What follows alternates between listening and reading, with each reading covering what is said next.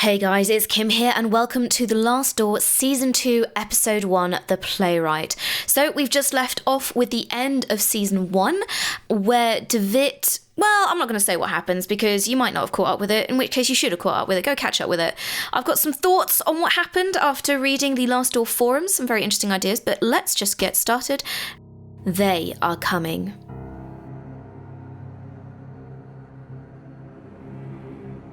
Here we go, so what's this? Is this surrounded by coffins, apparently? Who's this lady?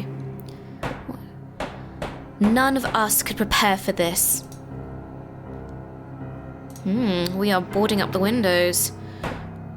The visions, screaming, were merely a warning. It's going a bit Day of the Living Dead. And now it is too late. Not listening to you.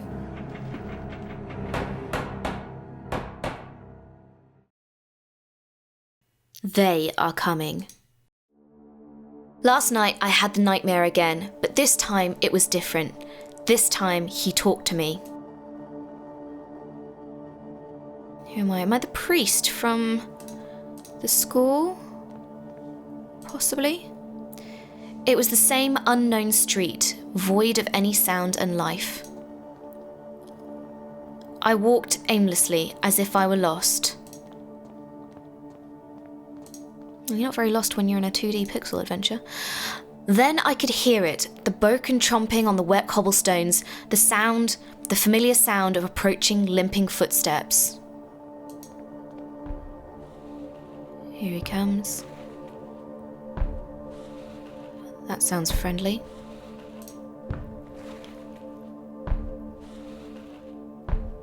Very good sound design in this. Then, as before, he stood in front of me, gazing unrelentlessly, like he was expecting something. This time he spoke. Give me back what he took. Nothing else. Give me back what he took.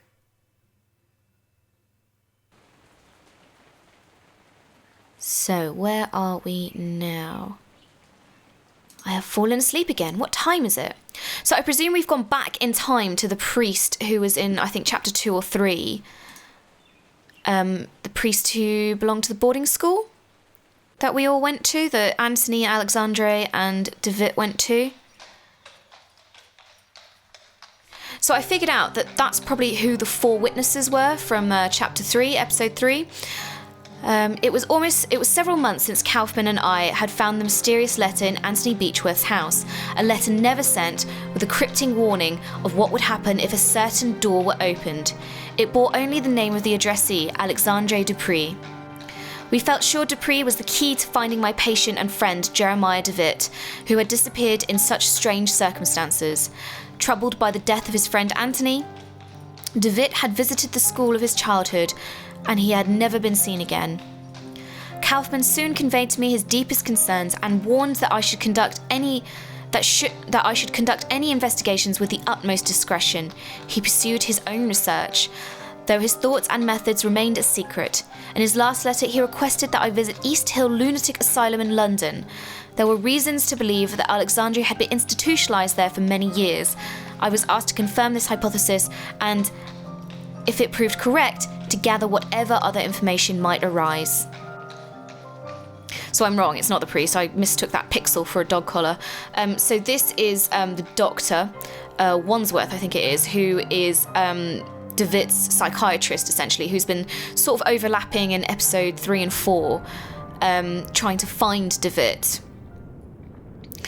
But yeah, I still think that the priest... London. East Hill. Oh, so maybe we're going to a bigger spectrum this time. But yeah, I still reckon the 4 witnesses are David, Alexandre, and Anthony Beechworth, and the priest from the first one. So, this is East Hill Lunatic Asylum. I hope I can find some information on Alexandre Dupree here. There you go. News on the case of the dead ambassador. What you got to say to me? Are we going to go Cockney again? Mockney? You got anything? What can you tell me about this building? The asylum? I've never been inside, and I hope I never will. It's full of crazies, you know. Have you seen anything unusual around here? But no. But maybe if you bought a newspaper. Okay, fine, I will. Yes, sir, it's sixpence. Ooh, do you have change for a shilling? Oh, just... I'm sorry, I can't, sir, but you know where to find me when you have the coins. Well, can't I just... Fine. Why can't I just... I don't know. Well, at least he's being polite. Actually, I think that will just take me back to where it was. Well, let's go inside, I guess. Start clicking. Looks ominous. What's over here? It was always inevitable that we were going to end up at a lunatic asylum, wasn't it? What have we got? A few cardboard sheets. Perfectly symmetrical design in black ink. Good morning. Ah, yes, a lovely morning. Sunlight of a quite fascinating character. I beg your pardon? The light, it makes everything look different. You see, light touches things, soaks into them and changes their nature. It makes them shimmer, or makes them die. Do you live in the hospital? I do indeed. My family is a generous benefactor to East Hill. They had me committed, but I don't blame them. They are just incapable of appreciating my art, or any art for that matter. They mistake it for insanity.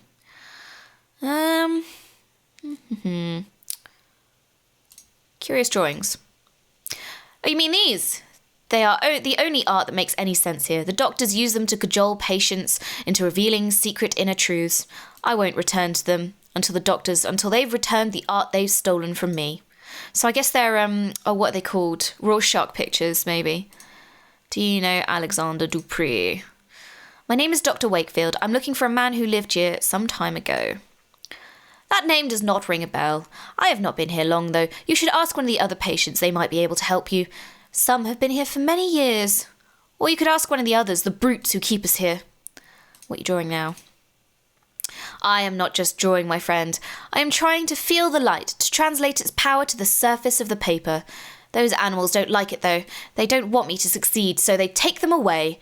They take my drawings and they study them and they laugh because my eyes can see the light and theirs are blind. But someday everyone will understand. Those foolish caretakers, they hide behind a big mirror where they think themselves safe and they look at me, they observe me, they even take notes. Okay. Well, he seems like a nice chap. I'm guessing I probably can't get in through the fire escape. Strong metal. Inmate quarters. Nothing else around here. So maybe if I get his paintings back, I can trade it for the Rorschach photos later. But yeah, it seems inevitable, doesn't it, that we're going to end up at a lunatic asylum. I mean, that's definitely a kind of trope of horror games.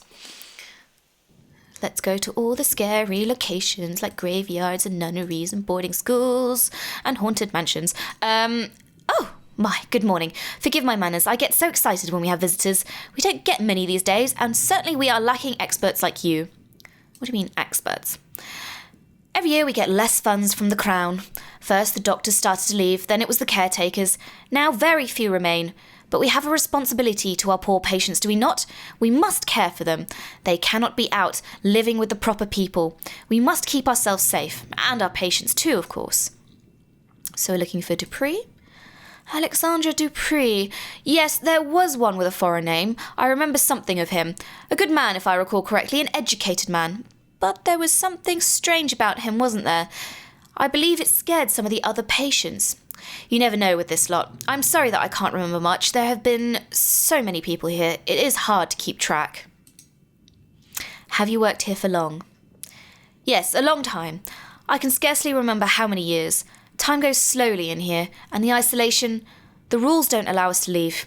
I don't know what is happening in the world anymore, but we have our duty, do we not? Who else will care for our patients? May I request a look at the archives? I am sorry, Doctor, but the archives are private. We'll see for how long. We must not allow anyone to access them without the proper authority. Many of our patients come from good families, you know, and we take great care to respect their privacy. But do not look so crestfallen. You would not find much in any case. It's been such a long time since they were organised. Okay. Anything in here? Bookshelf. No serial novels. bucolic landscape. That's a good word, bucolic. Sorry. Severe-looking man. So the archives are in there, not allowed to go in there. Okay. An oil painting portraying Dymphna, patron saint of psychiatrists, but also those who suffer neurological disorders and victims of incest. She was killed by her own father, who chopped off her head after she refused to marry him when her mother died. Well, that certainly sets the tone. This must be the recreational wing, where they pass time. Perhaps I can find someone here who knows Dupree. Oh wait, I forgot what was the other side. Sunny Beach. Stone Bust. Hygeia. Greek goddess of physical and mental health. I love that there's a Greek goddess of health, physical and mental health. That sounds awesome. Military man. Who are you? Another saint?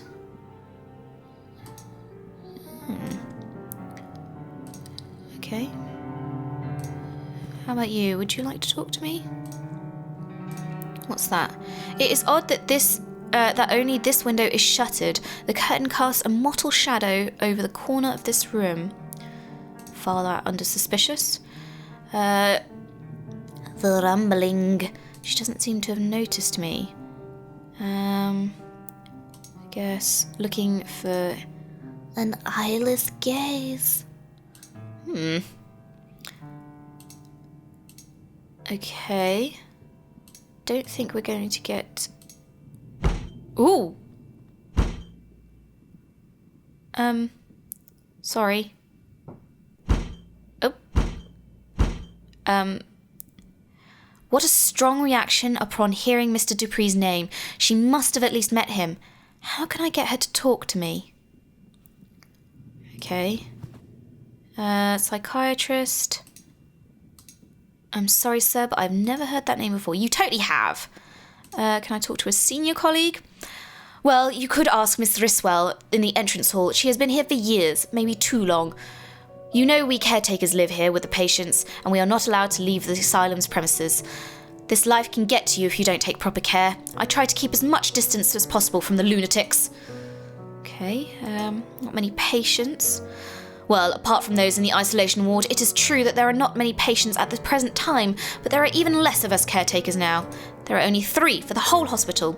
From what I've been told, in the old times the income was enough to provide for everything we needed, a complete staff, proper accommodation for the patients, and the best doctors.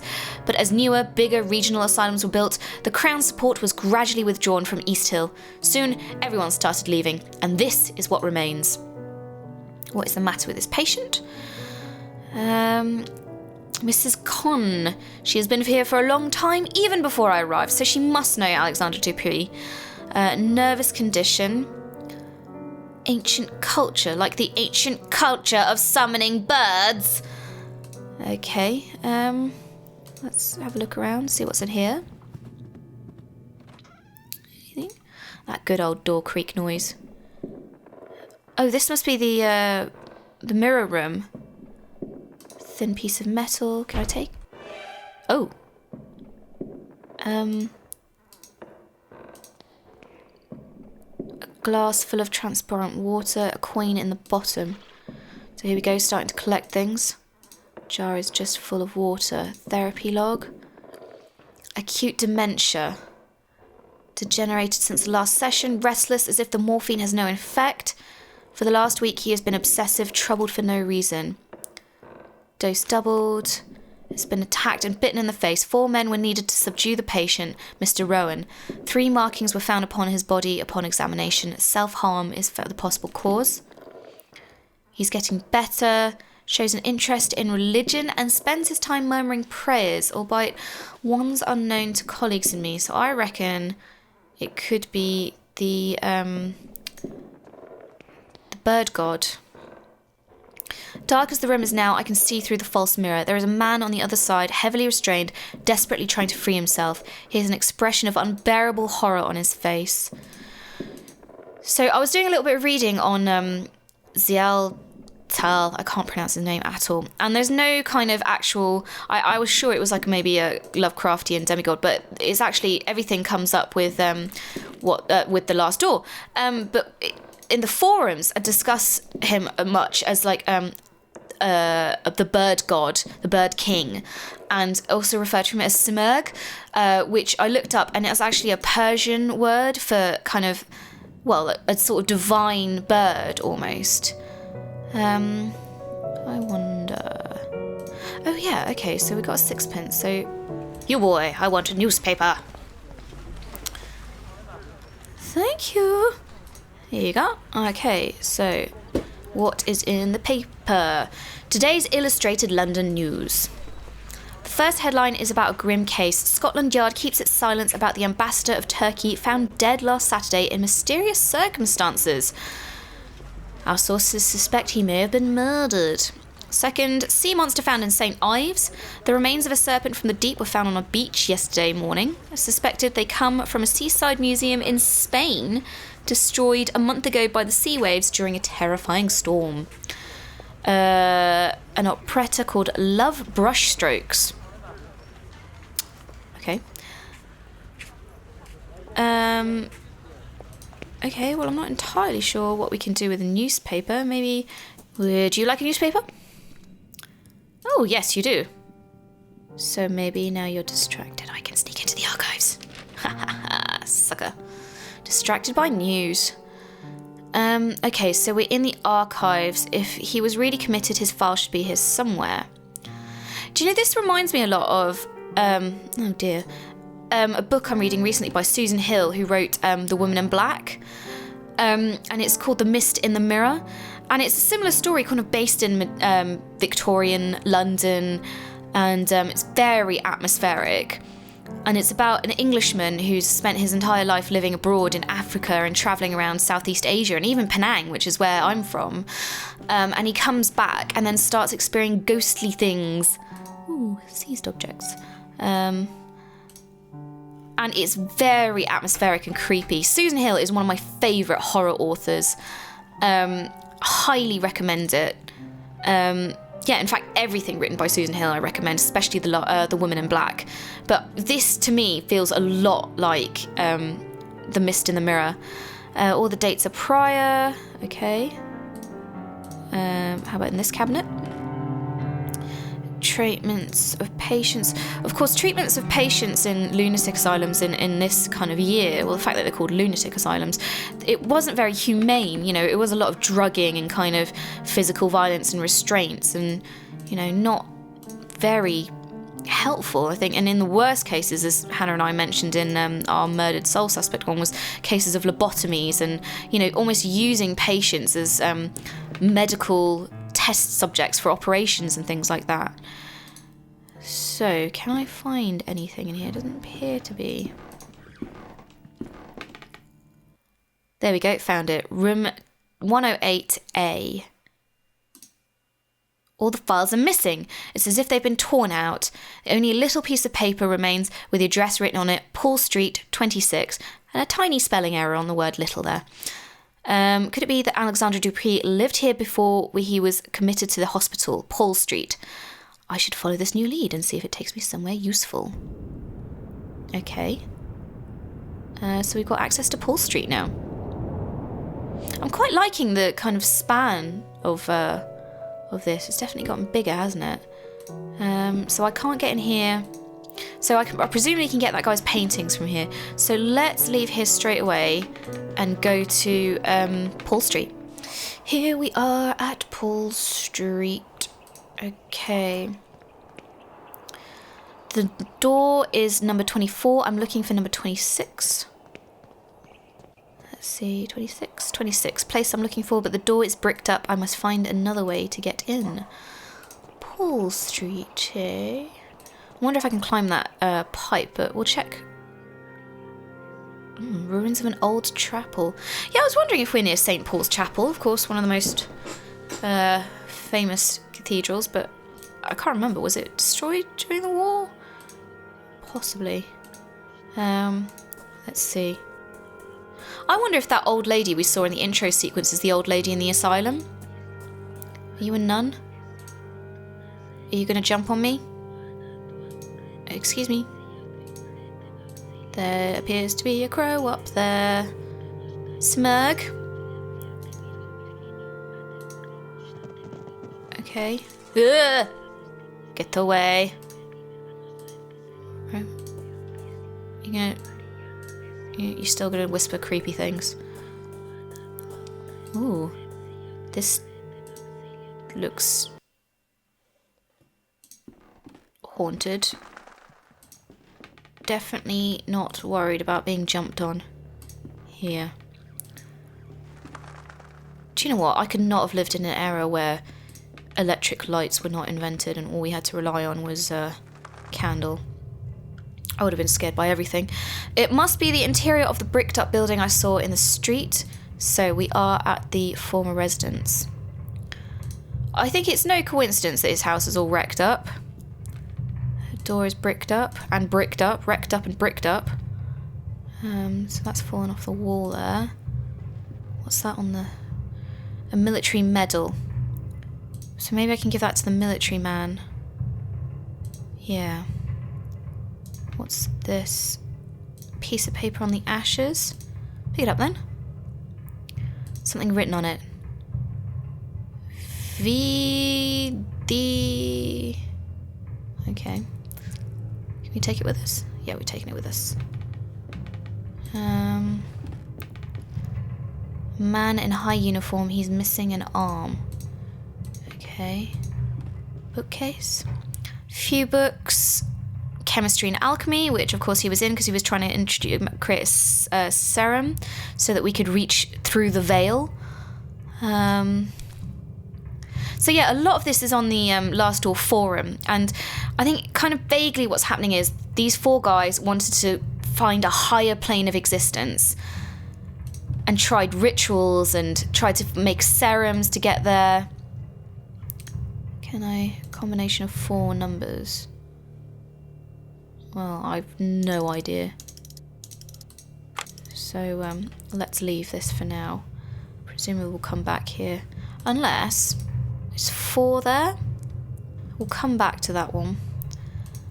So yeah, the 4 witnesses, the priest, Anthony Beechworth, Jeremiah DeWitt, and Alexandre Dupre, wanted to find a higher plane of existence, did it through occult rituals, saw Sumerg, tried to get back there with the use of a serum that induces sleep or a coma. And to me, that suggests that episode 3 was sort of in DeWitt's head, like it was something he was unconscious, like perhaps after he got knocked out by the gravedigger, the whole London segment and walking through the fog to the play, to the theatre, was sort of the other side of the veil, as it were. So I think episode 3 was the other side of the veil, and we are back in reality here. And actually, something I read on the forum, remember there was a jukebox in episode 3 that played screaming and laughing and crying, and there was a voice saying something backwards. Now apparently that voice says, if you play it backwards, it says forwards, you are through the veil, or this is the veil, or something like that. So I think it pretty much confirms that episode 3 was DeWitt on the other side of reality, basically. So very clever. There's some very clever touches in this. I mean, you could just say, oh, it's just a pixel game. I'm not creeped out at all. But once you start piecing the clues together, there's some very creepy things going on here and some very nice tie-ins and clues spanning across every single episode. So, well, let's introduce myself. Were you in the army? You do not want to talk to a coward such as myself, okay? The medal. I had one just like this. Got it after the Battle of Laing's Neck and Mahube Hill in 1881, a decade ago now, for distinguished conduct in the field, it said. What a farce. So you're in the army. Sergeant William Conghill, Her Majesty's 6th Light Infantry.